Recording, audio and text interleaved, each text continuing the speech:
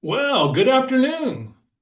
Good afternoon and welcome to another of our webinar Wednesdays, number 373, hosted by Cal State University Bakersfield, SBDC. I'm Kelly Bearden, I'm your host today, and as usual, we have a really solid program today, really a great program that our business owners need to know more about, and really is such an empowering information to know your own numbers. So we'll be getting into that shortly with our special guest. But first, industry intelligence, anyone? I think that we are going to have some great discussion here on really how the industry is going to be driving a lot of the things that happen behind the scenes in your business. And so knowing the power of your numbers and how your numbers play out is super important. Comes into every lending decision that I hear from lenders, at least on larger size lending projects, say upwards of $100,000. They lenders typically have and always will do, I think, compare how you're doing in your business based on industry statistics that they have access to. So knowing where you play in that and where your numbers lie is something that's going to be discussed greatly today. Also, our regular feature, our Capital Quarter, we have a little bit of information on the new Federal Reserve survey. That's the credit survey that's done annually by the Federal Reserve. So we'll talk a little bit about that today and give you a quick update on the couple of disasters that we have in our area through SBA and also both of them in Mono County. It's pretty much fire one, ice the other. So we'll get to that momentarily. Also, our economic corner on how quiet the economic news is. And that's how we're going to pretty much leave it today is all of a sudden economic news got real quiet, didn't it? So we'll touch basically a little bit on that today. Our community corner highlights, of course, some opportunities coming up to network, to learn more. We will have your questions, so please go to the Q&A box or you can throw it in the chat. We'll find it after the presentation today. So we will be here for your live questions. It's a great opportunity to find out specifically how your business can do more using vertical IQ and some of the intelligence from the industry analysis that is out there. So our resources today will be handled by Maureen. Maureen Bouffard will be there handling the resources from the chat box. And we have a poll question today. So let's jump into our first of a couple of just little informational polls kind of tied to today's topic. So we will jump right into poll question number one. And it's just going to ask, how often do you use formal industry research in making business decisions? So what you're looking at is just kind of regularly, occasionally, rarely, or never. So how often do you use kind of formal? And that's kind of a structured, like a vertical IQ, industry research, industry data that's available for you outside of your business that you are in to do that research. So your choices again, regularly, occasionally, rarely, or never. So gives you, oh, wow, we've already got 71% of you participating. That's a fantastic number. So give you one last moment to get into poll question number one, and then we are going to, in that particular poll, we are going to share the results with you, and half of you use it occasionally. So that's good. Half of you are at least doing some type of research. 20% of you are doing it regularly. Hopefully, we can move that needle a little bit after this. And 30% rarely use it. But the good news, 0% on never. So thank you for participating in poll question number one, that half of you occasionally, 1 to 2 times a year, will use some type of formal industry research. So our poll question number two, let's pull that one up for you and launch it. And so our poll question number two is going to be, if you had better industry data what would you do? With your business, if you had better industry data, would you use it for pricing strategy? Would you hopefully improve your profit margins, your marketing position, maybe in a decision to expand your business or use it to access capital? One choice is all you get in this. Single choice. If you had better industry data, you had better information on how your particular business is playing in the industry that you're in, would you use it for pricing strategy, for profit margin, increasing profit margin, market position, expansion decisions, or access to capital? Okay, hey, that 71% is coming through again. So we are going to go ahead and end this poll and keep ending on even numbers for our poll. So we're going to end it and we're going to share the results with you with 73% of you participating. We do have a tie. So half of you would use it for pricing strategy, which is really, really one of the important things these days, isn't it? And also market positioning. Uh, 18% would use it to maybe enhance your profit margin, 9% for expansion decisions, and 0% for accessing capital. That's a surprise for me. Okay, so we're going to stop sharing and move along. Thank you for your participation in our polls today. Our regular feature, our capital quarter, features that big, beautiful bill. And again, remember that one right there is worth about $2.5 million. It says it's $100,000, but if you have one of those series bills from 1934, ooh, you're breaking the bank. So our capital quarter is accessing capital for businesses, and one way to access capital is through the disaster recovery programs through SBA. A lot of you used it during the pandemic, particularly the COVID idle, but we have a couple of other economic injury disaster loans that are open right now, and they are both in Mono County. One is the Pac Fire from around the Thanksgiving area, Thanksgiving time, when we had a disastrous fire rip through Mono County and did some damage. And if that affected your business, they found you on the ground already. So if you had fire damage, they've already taken care of that. We're talking about the economic injury disaster loans. If you were economically harmed from either the Pac Fire or later in December after Christmas, I believe it started the 26th on Boxing Day, was the weather and the storms and the power losses, particularly in the Mammoth Lakes and June Lakes area. Very, very heavy tour season, probably the peak week of the year, and without power for 5 or 6 days. Pretty devastating and devastating to a lot of the businesses. I've talked with a lot of hospitality industry businesses regarding that. So if you were economically injured, you still have the opportunity to actually apply. So we started a feature fairly recently on called AI and question mark. And so our first one was on AI and the Federal Reserve. The Federal Reserve Bank talked about how AI was impacting how they look at AI in the economy and how its impact is on monetary policy, mainly to shift and to adjust to your interest rates. So we had that particular one. And the only reason I bring that up and reuse that is because, the findings from the Federal Reserve annual small business credit survey are starting to filter in. So we have in the past been a partner, and thank you to you for those of you that participated in this survey in the fall.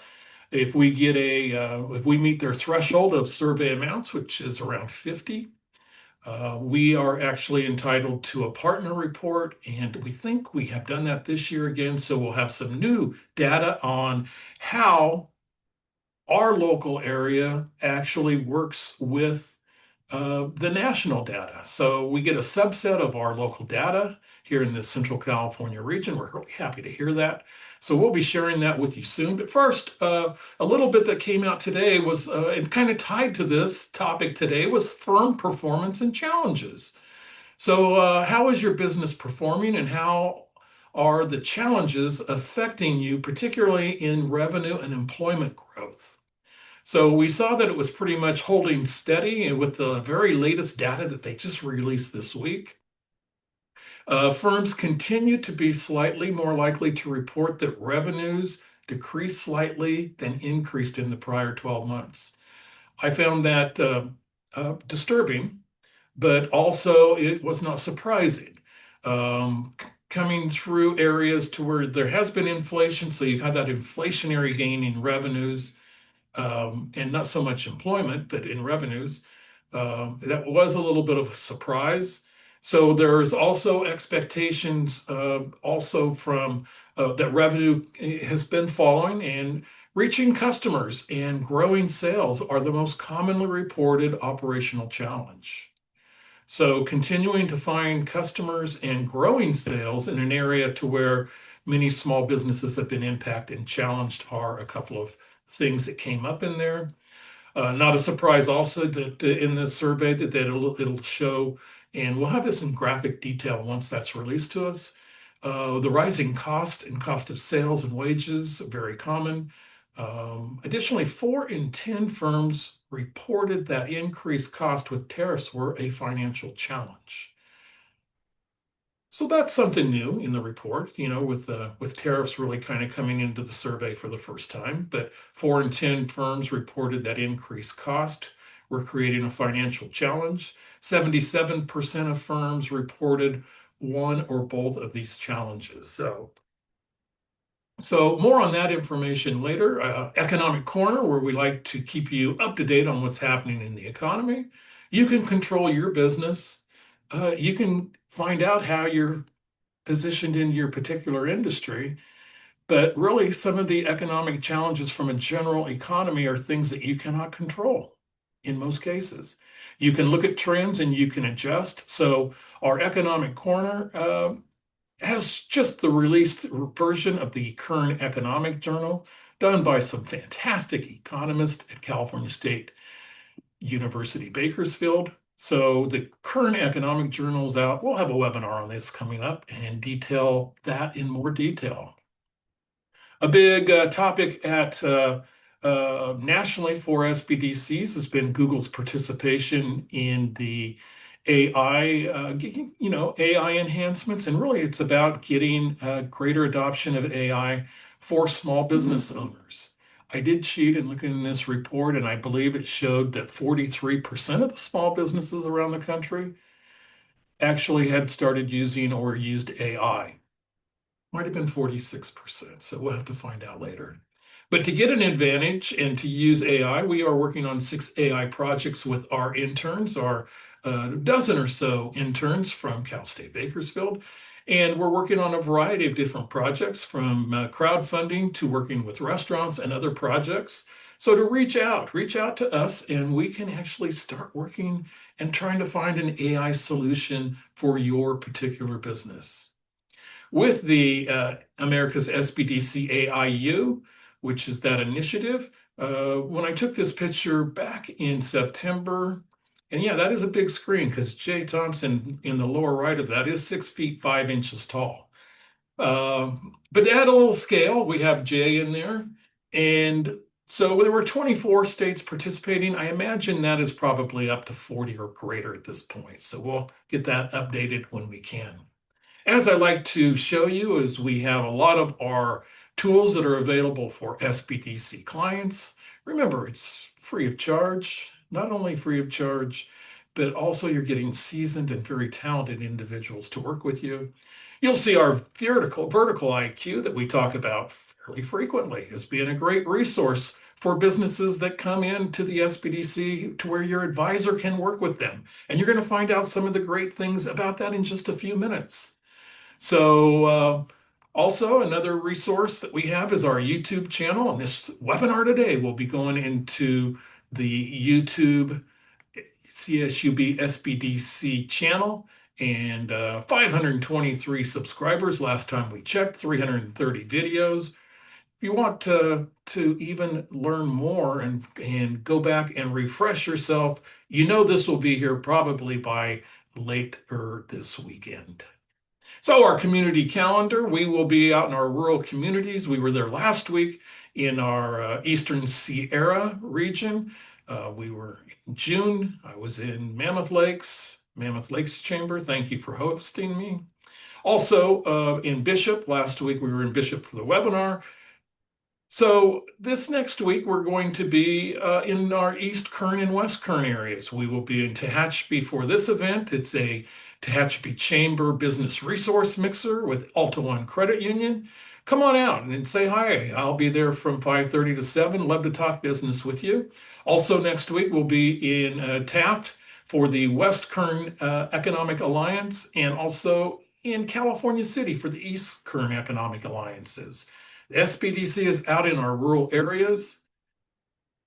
Coming up next week, we will have franchising secrets from a franchisee. The week after, March 18th is SBDC Day. More on that next week. But let's bring in our special guest. You know how to get a hold of us, CSUBSBDC.com. And our special guest this week is Nicolle Bouffard DeLiso. And she's worked with regional banks and has a big financial background before joining the Vertical IQ team. I just call it VIQ. So if you hear me say that, that is where I get that from. So Vertical IQ is a wonderful tool that we use here at the SBDC in order to really find out a lot of things about people's business and how they compare to their industry. Some great resources up and down. In 2017, Nicolle brought her financial services knowledge and background, which is really key, I think, having that background, to the VIQ elevating training to the best in its class. Because Nicolle has both managed and used the tool, she is incredibly familiar with practical applications, common objectives, and the keys to successfully adopting Vertical IQ in your business. Speak the language of finance, all the professions out there, different professions, lenders, etc. And how VIQ, the platform itself, features and aligns with any role. Nicolle, come on in here. It's great having you on Webinar Wednesday. Looking forward to today. Jump in and take it away, please. Awesome. Hi, everyone. Thanks so much for having me. It's a real honor to be with you this afternoon. Love talking with business owners, have loved doing it for really decades now. And I'm so excited that this vertical IQ tool is something that, is going to benefit continue to benefit business owners like yourself and really kind of take operations and the way you receive advice from your SBDC to the next level. So thanks so much, Kelly, for having me. He gave you a little synopsis of my background. Obviously, I was in banking for about 15 years in a variety of roles. I joined the Vertical IQ team 9 years or so ago and have been the director of training now, kind of helping those that work with the platform understand its use cases and really how to bring value to you, the business owner, which you're frankly all of our clients. All right. So the focus is on you. So what I wanted to do first is try to just explain quickly what vertical IQ is, and kind of the void that it fills. All right. Meaning like the expectation that you have as business owners for those of us out there giving you advice, right? What you expect from us and how we can level up to meet your expectations. All right. So I'm going to kind of start there, talk a little bit about those things. And then I'm going to transition into the actual value that this tool brings, monetary and time-wise. And then we'll talk through some of the applications of the content. So things that you can be working with your SBDC advisors on, and then how vertical IQ research kind of plays a part in that. All right, let's jump in. So for starters, Vertical IQ is it was actually built by bankers and it was originally designed for bankers. And the goal was to kind of try to keep everything in one place. So when you're sitting down working with a business owner and you're analyzing financials and you're looking at credit opportunities, you kind of have everything you need to make those decisions and have those conversations in one place. It has evolved pretty phenomenally over the course of years. And we've expanded to really offer what this tool makes available to advisors way beyond just financial services. I like to think of it as the engine behind smarter business decisions, because what it does is it delivers those practical insights, so that, basically you're not having to just educate every single advisor that you're working with on what you do. They should know what you do. They should have done their homework, right? And so the whole goal is that when you sit down with the advisor, they're already able to speak your language. Like that's what you get from America's SBDC. You have conversations that are way more strategic because they're going beyond just the surface level details, the things that we all know.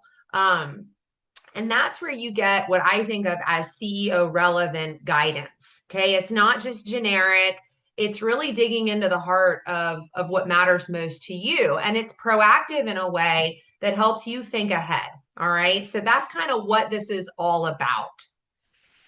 Now, talking about the power of industry intelligence. Well, it's only powerful, honestly, if you can do something with it. You can find information anywhere. That's part of the problem is that we are not at a shortage of information. You got a million ways to receive and consume it. And that is extremely overwhelming. So with the right information, and in partnership with your SBDC advisor, that's where you can take these insights and put them into practical use cases, into like real world impacts. You can do it more efficiently. I mentioned before having more productive conversations. That's pretty key. I love pleasantries. I love getting to know folks too, but we're very busy and we need to get to what's important quickly, save time. Okay. We also want to be making fact-based decisions. Okay. There's, again, a lot of information. How are you vetted all? I can't tell you how frustrated I get when I look at a news article and I think it's something new and current and wow, this just came out and da da da da da. And I'm reading through the article. Next thing you know, I get to the bottom and I see that the article had been originally published 3 years ago. And maybe they made an edit or something to it, or like one single line changed, and they're peddling it as a new concept. Well, don't I feel stupid? I mean, thank goodness I caught it myself, right? And I didn't bring that out to a conversation. Be like, that's old news, right? But that's the world we live in, like trying to know what's real, what's fake, what's current. That is a huge burden. It's a burden on me. It's a burden on your SBDC. It's probably a burden for you to make sure things are credible and reliable and fact-based, and you know what you're working with. And so that's another reason why knowing I'm working with a credible data and information provider is pretty key. Now, I certainly am not going to claim to know everything about what you do, but I can share a little bit of business owner factoids. And I want to start off with this beauty. All right, making friends here. Most entrepreneurs fail because they are working in their business rather than on their business. I don't know if you've heard this before. The phrase working in your business rather than on your business actually originates from Michael Gerber's book, The E-Myth, from The E-Myth Revisited, 1986. And he distinguishes between working in and working on like this. He says, when you're working in the business is when you're handling the day-to-day operations, you're fulfilling orders, you're serving your customers, you're managing your employees, okay? But working on your business is when you focus on strategic growth, on planning, on innovation, on system improvements, all right? And Gerber's key point is that most owners get trapped in operational execution and they neglect long-term strategy, which limits growth and profitability. And that's where I see the strategic elements of vertical IQ in partnership with the SBDC being such a phenomenal benefit to business owners is that it challenges you, almost forces you to work on your business, because you're going to naturally work in your business, right? No problem there, Nicolle. All right. But working on it. And this also always makes me take pause is the fact that 28.4 million of you, okay, 82% of small business owners in the United States are sole ventures, 0 employees. That's it. It's you. You run the show. You're doing literally everything. So it's almost no wonder you're busy working in your business and not on your business. All right. Because when you step away, you are literally having to close the door or figure out how to cover that time. Right. So hence the challenge. All right. Now, y'all have, I'm not going to call them lofty expectations. I'm going to call them valid expectations. All right. Business owners, you want an advisor that understands your business. In fact, almost 80% of you have said that's critical. Yet, only 10% of you are receiving industry specific value. Think about that. Think about that if that's true, right? You think about those that you get advice from. It could be your accountant, it could be your banker, it could be your insurance agent, it could be a regular advisor. I mean, I know your SBDC folks are bringing industry specific stuff. All right, maybe they're the 10% that's delivering. I don't know. But you need that. You told the financial brand that you want an advisor who understands your business and takes the time to really get the ins and outs. All right. And that actually came up again. If you look at the last quote from Axos, it came up again in more survey. I want someone who understands the ins and outs. Well, let me assure you, when you're working with my friends at the California SBDC and really any SBDC across the United States, you got somebody who's going to understand the ins and the outs so that they're meeting this third little expectation here. They're able to share your passion. They're able to provide you expert guidance grounded in industry relevance. That is so critical. Anybody can do research. We already talked about all of the places research can be found, right? But you need someone that can look beyond the research into the implications. And I feel like that takes a certain level of passion, like getting it, a day in your shoes, to be able to provide that guidance. Okay. So let's literally talk about the value and the time from a time and a money perspective. All right. Show me the money. Well, for starters, one day I sat down because I told you I'm the director of training for Vertical IQ. So one day I sat down, I was just kind of curious. I know all of our data providers. I've worked with some of these in the banking industry for a very long time. And I was curious because if I've had access to this, it's always been through some sort of corporately negotiated contract, right? And so I wanted to know, okay, if I just wanted to get this information myself, if I was a business owner just looking to understand how I'm performing financially compared to my peers, because that's something financial benchmarking data lets us do, and a vetted known provider in the industry is RMA ProSite, how much would that cost me? Well, if I bought an annual license, it'd cost me at least $755. But every single industry report, if I bought industry reports, it'd be $210 a pop.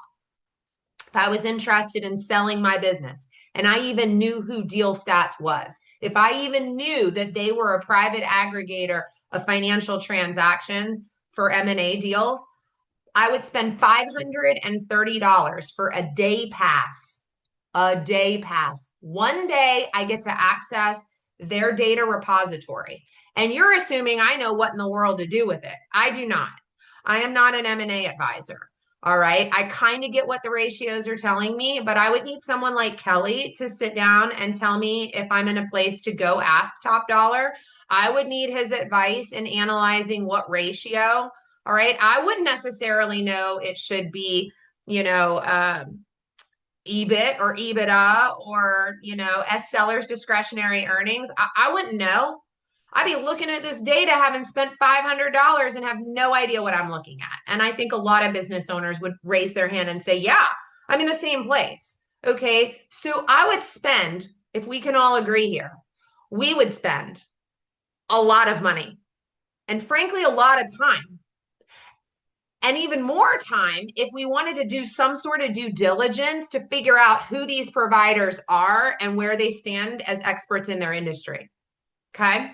So when you sit down with your advisor at Bakersfield SBDC and they bring one of our industry reports to the table, yeah, you can go buy that for about 185 or so dollars. It is worth about 4,000. And I think that that estimate is low. I'm not going to go into every single detail of data. This is like a third, not even, of what's in there. Doesn't even count the research. All right. You would spend a lot of money to get what your SBDC is giving you for free. But the value of their guidance on how to use it, you can't put a dollar on that. All right. So I've shared with you kind of just how I added up the value of what you're getting free from your SBDC.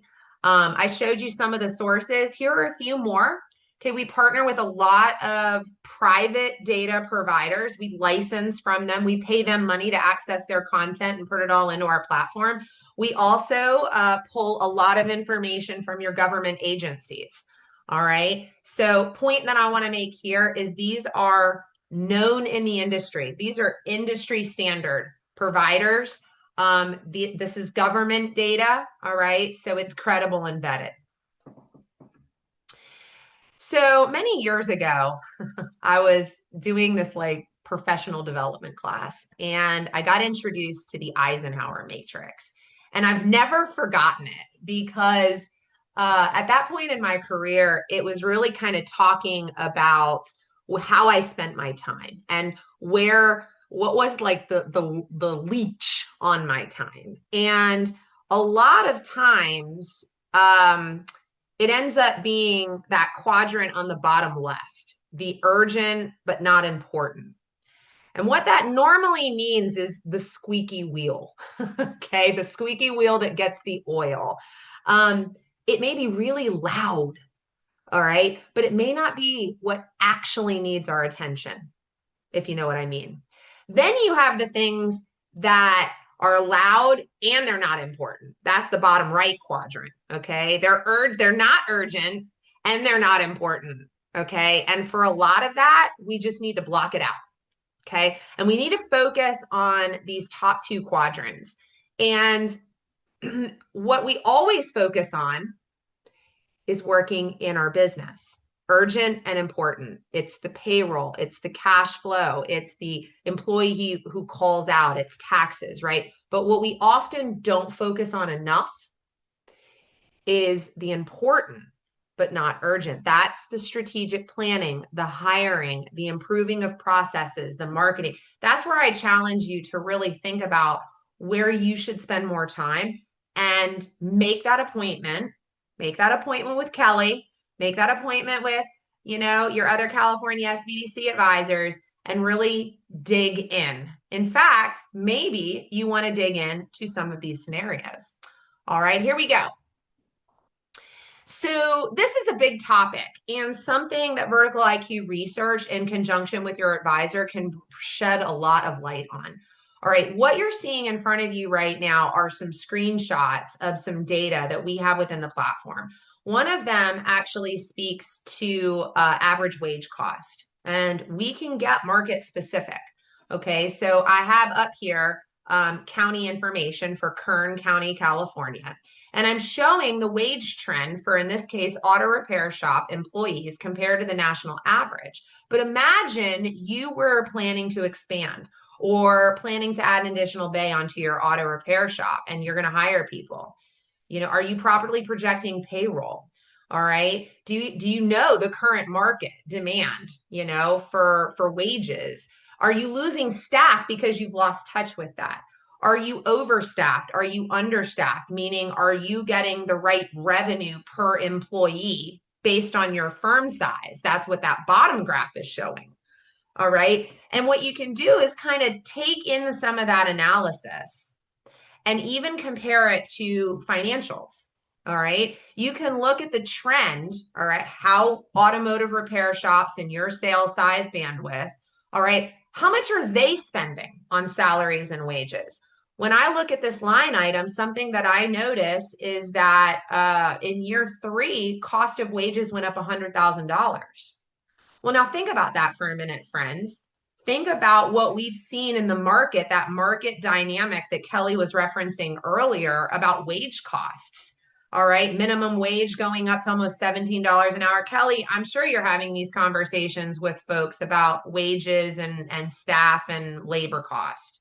Absolutely. Yeah, where Yeah. we're really seeing it a lot is with labor. It's funny you bring up labor and wages because I was just reading on that. And I think I was reading on that on my dashboard in Vertical IQ that under one of the articles, and one of the drivers that I have on my dashboard is the restaurant industry. Really in Mm-hmm. peril right now and really doing a lot with that. So, uh, and really it said that one of the best ways of dealing in the restaurant industry with increasing cost is a better retention and hiring plan. So that ties in directly with what you're saying. Yeah, absolutely. And it starts to get you kind of thinking about other things we'll talk about in a few minutes here, like around automation and robotics and ways that business owners are offsetting the cost of labor with other, mechanical options. Here's a big one: customers and suppliers. All right. So again, you think about the issues we've seen in the economy with supply chain disruption. Honestly, I hadn't paid much attention pre-COVID to supply chain. I've heard everything about it through COVID, but frankly, it really hasn't stopped. And now we have new challenges in the market with suppliers and supply chain. Everything from chemicals to those precious metals to semiconductors, and then you've got volatile material cost and like aluminums and metals, and it's affecting so many industries. And, business owners don't think about it until they can't get what they need. Their lead times are so far ahead, right? But I don't have the cash flow to buy 3 months early, right? And so I'm sitting here waiting, and my customers are frustrated because my car isn't getting fixed. My project can't be completed. I don't have what I need, right? Now we're all talking about supply chain, but it's a bit too late. Yeah. And so, how exposed am I to supplier delays or cost volatility? That's a conversation to be having with someone like Kelly. Okay. Diversifying your customer base, customer concentration problems, that's a real thing. A lot of times you could be bidding on jobs or talking to a bank or something, and they want to know about your rent roll or your customers, right? And you're not thinking about diversification until you're in that moment. All right. SBDC, they're going to challenge you to sit down and look at these folks and look at these relationships. And then again, you pull in the financial side, which comes from Vertical IQ, and you start to think about, am I having to hold inventory, for too long? Am I holding excess inventory above and beyond what my peers are, right? All right. So then you've got another scenario, and this is a big one: property, plant, equipment, and technology. So in addition to a lot of data that we have in Vertical IQ, the data is also complemented with some excellent research behind it. Okay. So you can find in certain industries that they're more prone to technological obsolescence. Not only do they have rapidly changing technology that is causing it to be obsolete, they have a labor problem because you need highly skilled labor to use that equipment. All right. Then you got, what's the right balance of, do I lease it? Do I buy it? Okay. How is that going to be depreciated? Then you've got the issue of, is it cheaper for me to automate or should I pay somebody to do it? All right. What happens if I don't? What's the cost risk of not making this. And I don't know about you, but that's a lot to consider. If I'm trying to think about all of those different factors, I want someone like Kelly leaning in on their expertise, on how they've helped other businesses in my industry, what their thoughts are. If I'm not working with a great accountant, I'm sure he has one that can show me the tax advantage of depreciation. Kelly, are you all doing a lot of advisement with business owners on PPE&T these days? Some, some. We have been we've been striving to reach more manufacturers, so we're getting into those that have, more of the equipment and more of the property aspects of it, and the technology side of things, definitely. So yeah, we are seeing some. Interesting. Yeah, I mean, AI is not going away. Automation for sure. Let's talk a little bit about financial performance and profitability analysis. You know, I used to talk to business owners a lot about pricing and how they got to that price. And even very mature businesses that haven't raised their prices in years. It's not just a startup conversation. And so, they don't realize that maybe they can because they're not looking at the right KPIs. So when you're sitting down with your SBDC advisors, and whether you are 5, 10 years into the business, whether you're just getting started, part of this is making sure you're measuring performance drivers, that you are, in line with your peers, that you are tracking growth and projections appropriately.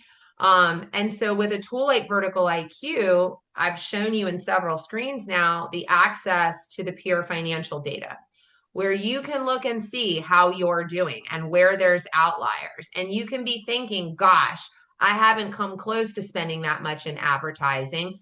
Maybe that's why I'm not seeing the traffic that I used to.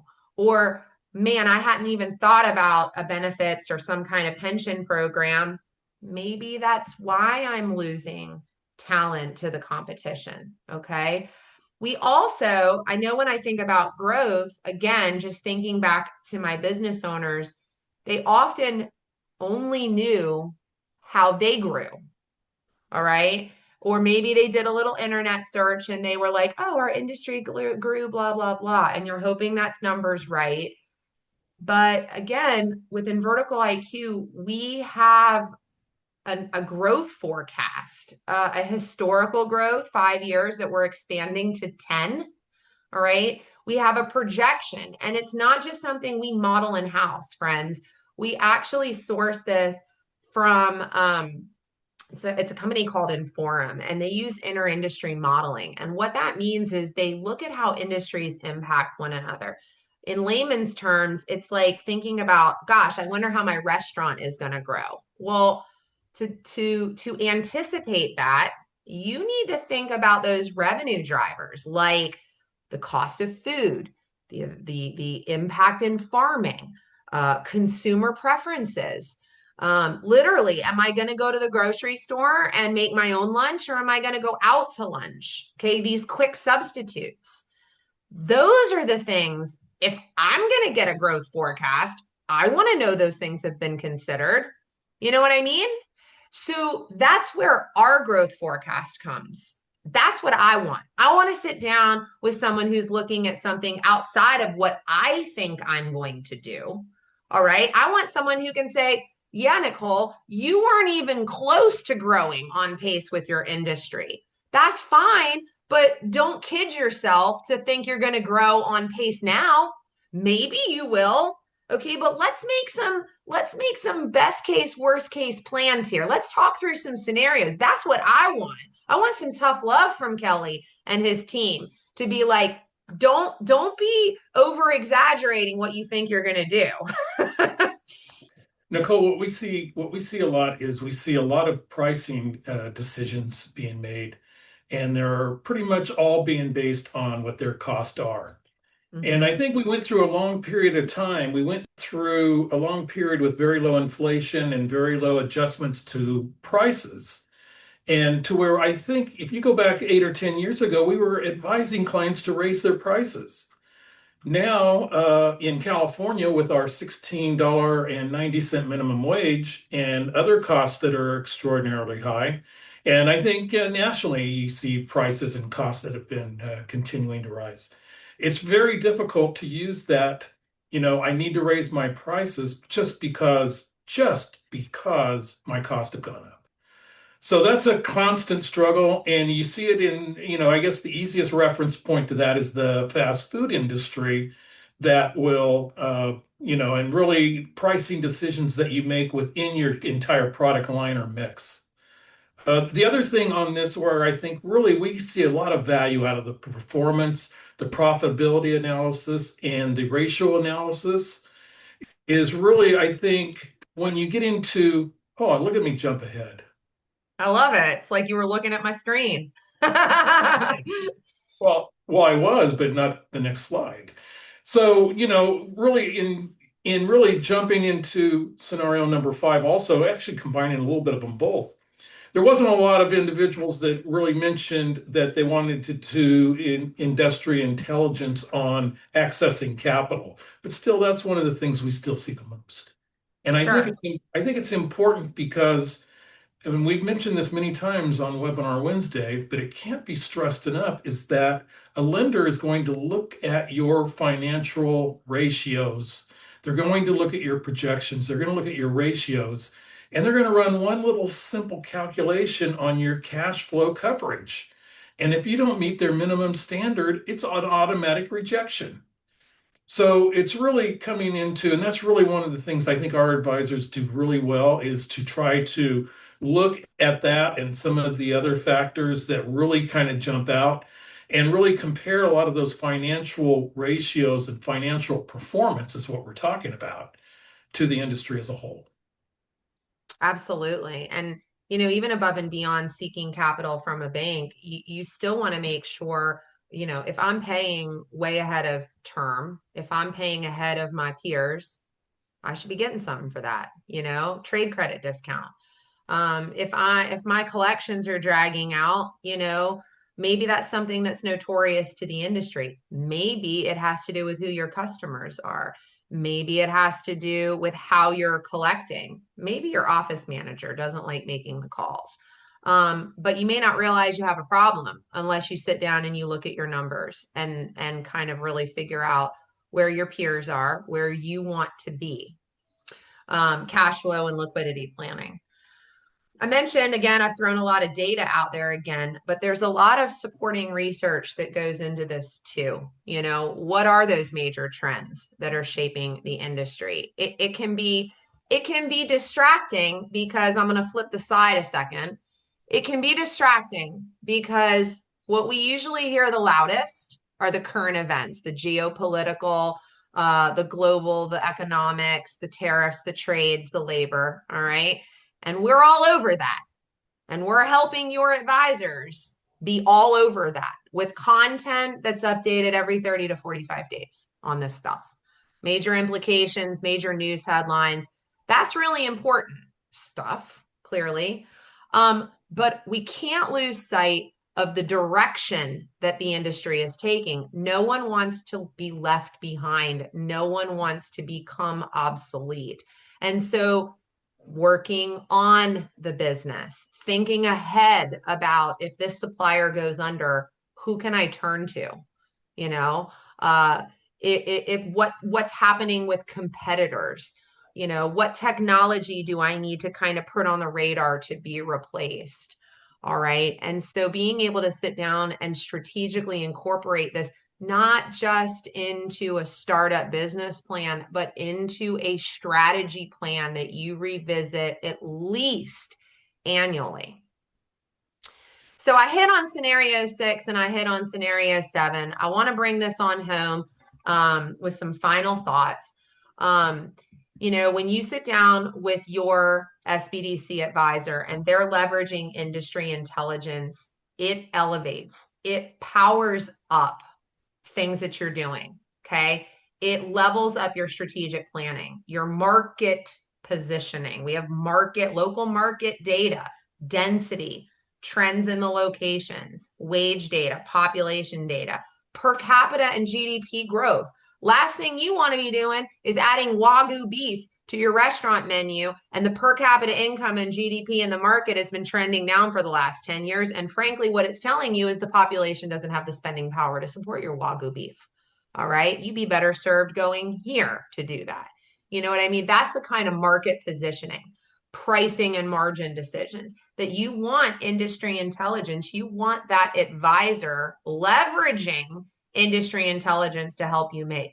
And look, if you are an established business, you are never too mature for counseling because there's valuation, there's exit strategies, all right? There's expansion opportunities, there's new product lines. There's always something that your SBDC advisor is going to be able to bring to the table to help you get to the next level. So I hope you've heard me loud and clear. SBDC guidance is not just for getting started. These folks are working with a lot of tools, a lot of resources. They come from tremendous backgrounds of experience. All right. They are able to coach businesses at every stage. Spread the word. All right. Money can grow a business, but wisdom is what is going to keep it alive. And finally, the most successful business owners do not try to know everything. They surround themselves with people who do, right? That's what I do. I surround myself with smart people, and I hope it rubs off a little bit. All right. So, Kelly, I hope that shows your folks kind of how smart you all are and the awesome tools that you're leveraging. And I'm happy to answer any questions if any have come in. And now's your chance to get questions in. And it's great stuff you have there. Well, thank you. It's not like some of our tools to where we give you the keys to vertical IQ. We keep those ourselves. We're that way, So as you should. So you call me up and you can say, what can you tell me about everything on my industry? And I will ask you probably about 6 to a dozen questions. And then I'll go into vertical IQ, and vertical IQ will tell me everything about your industry. And they will print it out for me because, I like paper. What can I say? And I can print it out and look at it, and it's going to be multiple pages that will tell you where you are in your industry. Such a great tool. So questions right now, and your chance for questions. Let's jump into the Q&A box. Can we integrate vertical IQ into our internal dashboard for consulting purposes? Additionally, does vertical IQ provide API access or API keys that would allow us to pull industry data directly into our system and potentially connect it? Yeah, the answer is yes. Vertical IQ does have a REST-based API, which allows us to integrate into any system that's compatible with API calls. So if I ran a marketing company or I ran a consulting company or an M&A company, something like that, and I wanted to actually become a customer of Vertical IQs and integrate that into our systems, the answer is yes, you could. But for those of you running a small business that's, an auto repair shop, a machine shop, probably your best choice is to find Kelly and have him pull some reports for you and guide you through the research. Yeah, or better yet, find one of my fantastic senior level advisors. There you go. It wasn't one of your boxes delegate there somewhere? Oh, and the good old Eisenhower, Oh, my Eisenhower metrics. Yeah. All right. It looks like this question came to you. Would the SBDC be able to provide guidance or support related to tax preparation during tax season? And could you possibly organize a webinar that covers tax topics for small business owners? Well, we don't give legal advice at the SBDC. However, some tax advice is not legal advice. So there's a possibility for everything. So, specifically send me an email, kbearden at CSUB.edu. That's BEARDEN. And I would gladly look into that. And especially if I had some ideas a little more specifically on what you would want to know. We have an advisor who oftentimes will do a year-end tax planning type of a webinar. So we bring that topic up. So yeah, we're always looking for new topics. Okay, back to the chat box and going into chat to see what we have here. Still time to get questions in. You'll see that there's a reference to, first of all, salutations and greetings, of course. A little bit on the SBA disaster loans that are going on in Mono County. Little things on our AI, little information on where we're going to be in the rural communities next week with Alta One in Tehachapi Chamber. Also, in the chat box, you will find other resources that also help you grow, in addition to a Google review. If you would like to leave a Google review here, that'd be great. If you have any issues, contact me, please. Not seeing any other questions. Boy, great opportunity. So maybe if you have a question and you're an SBDC client, reach out to your advisor and say, how can I get more industry savvy about my finances and how I am relating to my particular industry? They will be able to go into Vertical IQ. We have a number of them that use it right now that can actually pull the detailed information and work with you and give you insights that you would not have had before. Nicolle, any closing thoughts? I would just say you have an amazing resource with America's SBDC, especially our friends at the California SBDC. They are just a wealth of knowledge, amazing folks to be talking to, networking with. They've got great tools. Little plug They for my do. Vertical IQ. They got great tools, but they also have the wherewithal to know how to use them. And that's what, knowledge is power when you know what to do with it. So I would just encourage you to sit down and chat with them. If you heard something today that was interesting that you think would help you level up, you're going to be well served in working with them. Well said. And you, my friend, I will see you later this year. And Well, you will, I'm sure, at the National ASBDC conference, be doing a presentation. And I'm sure I will be in the front row heckling you again. So I love it. Game on, Kelly. there See we you go. then. I'll have questions for you. Thank you so much, All Nicolle. right. And for our very special guest, Nicolle Bouffard DeLiso, I'm Kelly Bearden. We'll be back next week. Everybody have a fantastic week and see you soon. Bye-bye.